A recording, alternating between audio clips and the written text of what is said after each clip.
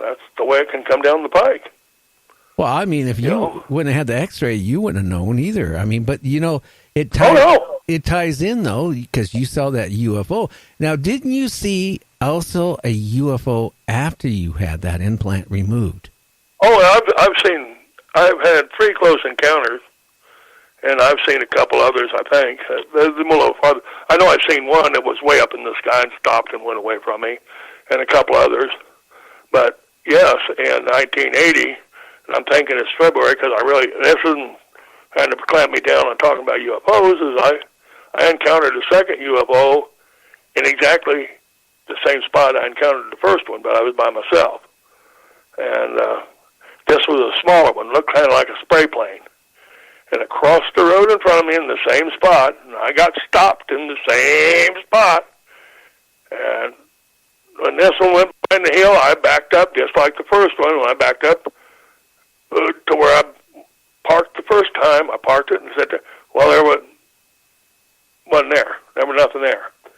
And I sat there a little bit, and I thought, well, I guess you don't want to show yourself, and you messed with my head about all I want to handle tonight, and I put it in the drive and went to town. But no, and like I said, it crossed the front of me, and it looked like a spray plane. And it had 2 red lights underneath it, kind of like on top of a cop car, both of them synchronized, flashing at me. And then when I got stopped, then it was out, and it just looked like the one red light flashed at me, and then it just moved sideways.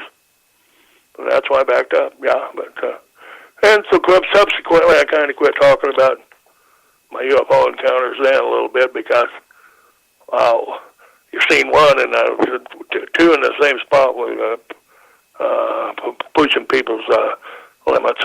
Oh yeah, I didn't know about comfort. I hadn't really learned about comfort zones then, but I've learned a little more since then on that. But now, as I mentioned to you before, Timothy, you ever think? I know you haven't been checked after that incident, but do you ever think maybe you could have been abducted a second time and had another implant put back in? Oh, I think it's a real possibility. Put in something a little more advanced. Oh, I know I've been abducted again. Extraterrestrials abducted me and given me West Nile. I can't remember exactly. I'm thinking about my daughter's were 2010, 2009. And we had one of them strange nights anyway. So I come down with West Nile. Well, one night I'm sleeping and I'm starting to wake up, and I feel like I've got that 105-degree temperature running, and the water's just running off of me. I mean, my pillow especially is wet, real wet, and I'm starting to wake up, and I kind of feel like I've been pushed on, and I struggle a little bit, and all of a sudden I feel like something's getting put on my face, and I put my finger up by my mouth, and whatever it hits. And, I mean, I black out, boom, just black out, and boom, I wake up. And it's morning. But my pillow's dry. And, wow. That would be kind of hard. I know. That would be kind of hard. Well, I'll finish that because it gets more interesting. See, and that happened to me, so I was wondering about it. Well, a couple of years later, then, Travis Walton is in Denver speaking, and I head up there to meet Travis Walton because I'd watched the movie Fire in the Sky, and I kind of wanted to, I'd been on TV a couple times. I see how they manipulate things. I wanted to see how accurate the movie was from him. I meet him, and I talked to Travis a little bit, and maybe I didn't impress him too much, but we chatted a little bit, but he gets to talking, and I'm out in the audience, and that's what he explains the movie on how, they have it slime and everything in the movie, but it's a structured craft, and there was 3 beings, and he went into this room, and a Nordic come and got him, and, on how much he's got to remember. I'm over periods of regression, but he's talking about it then, and he went around, curved around the craft, and kind of come to a door and was in a room, and probably thought he was kind of in a building because there was some more UFOs, and went into this other room. Well, he gets in this other room, and he runs into 2 more Nordic people, male and two males and a female there. And, I presume blue eyes, blonde hair, well-built, human being type looking extraterrestrials. These, from what I'm learning about or hearing about Nordics anyway. And they want him to get on the table, and he don't want to really do what they want him to do. Well, they put him on this table, and they hold him down. And when they hold him down, the gal goes to put a mask on his face, and he put his finger up beside his mouth, he said, and the mask hit, and then the next thing you know, he was out. And then the next thing he knows, he wakes up, and he's alongside the road. And there's a light above him that just goes from there to gone, and he kind of gets up, and that's when he looks down to the town that he walked down to and found the phone booth and made the call to verify that he hadn't been murdered and got a hold of his family. And when he told me about putting that mask on, man, my jaw hit the floor in that auditorium, I'll clue you.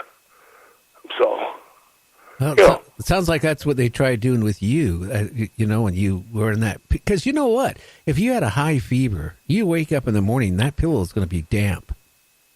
Well, I'll tell you, I had West Isle, and it was a bear cat of a month, and it's still kind of, and even still today a little bit once in a while, you kind of get feeling it. But there for 6 months, 8 months, it was, oh yeah, I mean, you get a fever, like you're cooking and the water's just running out, or you get so cold, you just get chilled to the bone.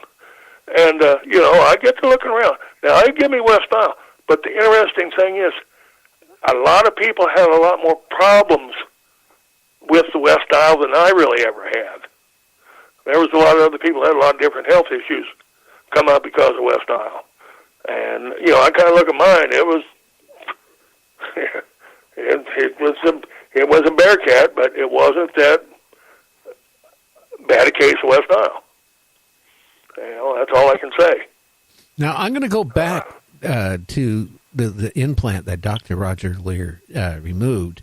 Now, he sent it out, to 1 or 2 different labs for testing? He said he kind of had stuff go to about 4 different labs. And I think even with mine, he did a little more testing because they filmed a couple programs, Secret World, a couple more programs with the material from my implant because he could put my name to it. He would call it the Tim Cullen object, and so it had a little more done. But basically, the cantaloupe seed type objects that he found, were all so identical looking that it would have been. I don't think the average Joe could have really told them apart. The only thing that's different with them was a little bit of their compositions on the elements that were in them, which were probably between, I'd say, I'm no expert, but I'm going to tell you the number of between 30 and 35 different elements in them is, I think, is a fair ballpark. It's in his book. I really didn't cut down clear on the numbers. I was always more interested in trying to push research with the biological membrane to see if something could go there with it, being that it had anti-rejection properties within the human body, something which is medically impossible. But,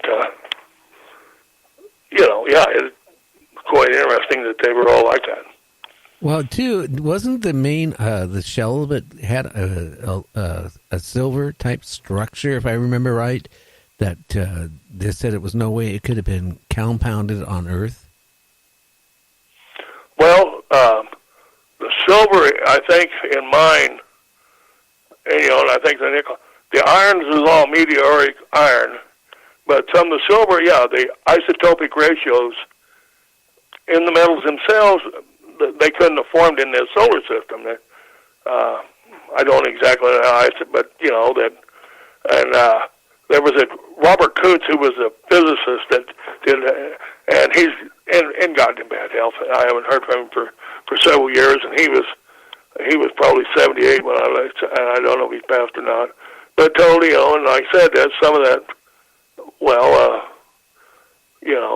the one, it had to come, from a spectrum from stars. They said, well, there's one star that was really close. It's about it's about 10 million light years away, so I just go with kind of what I was told on that, so. Now, how about, did Dr. Roger Leir ever talk about the compounds and some of these other cantaloupe implants that he removed with the other people? Was it compounded the same as yours? Not really. I really didn't ask him. I was always more, like I said, all of them had a biological membrane around them that, had anti-rejection properties within the human body and had proprioceptor cells in them, which probably, this biological membrane probably served as a computer biological body interfacing to, transmit, receive information, and probably power and whatever. No, they were all somewhere a little different.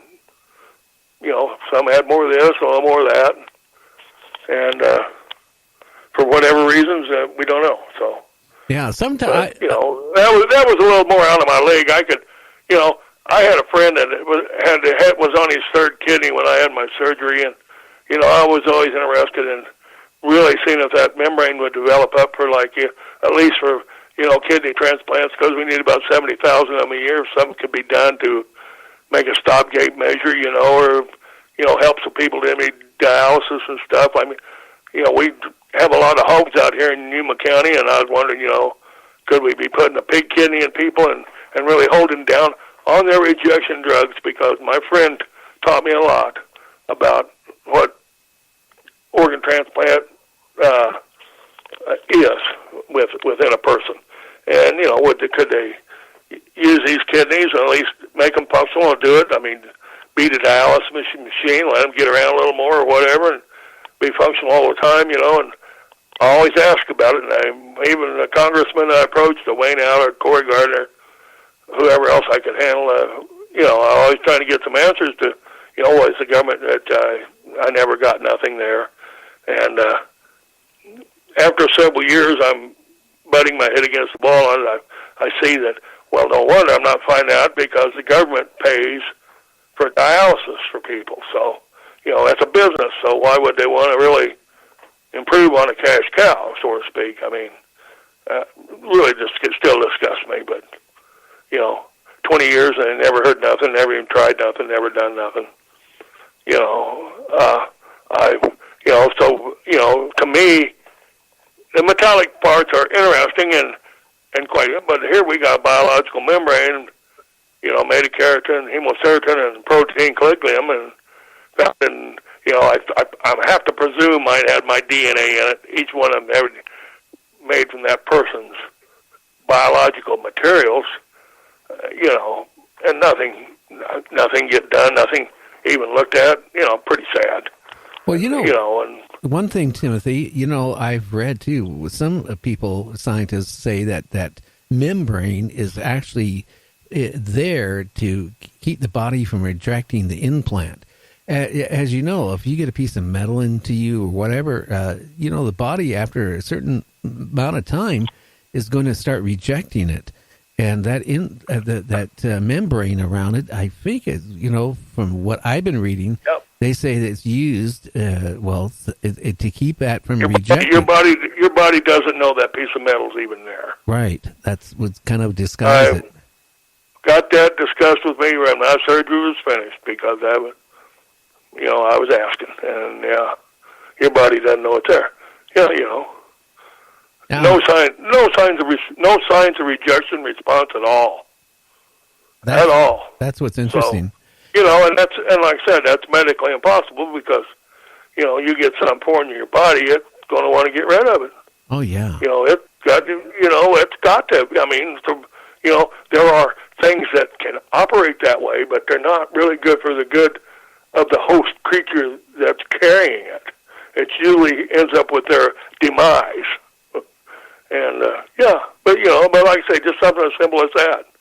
And even if we couldn't completely reproduce it, say, get proprioceptor cells in it so, it could hook into the nervous system like mine did. I put it in my body as powered, put out some hormones, drive my nervous system over to it, just like a cancerous tumor, but puts out and gets blood source over to it. I've seen that. I learned that a little bit after, but, that still makes me, you know,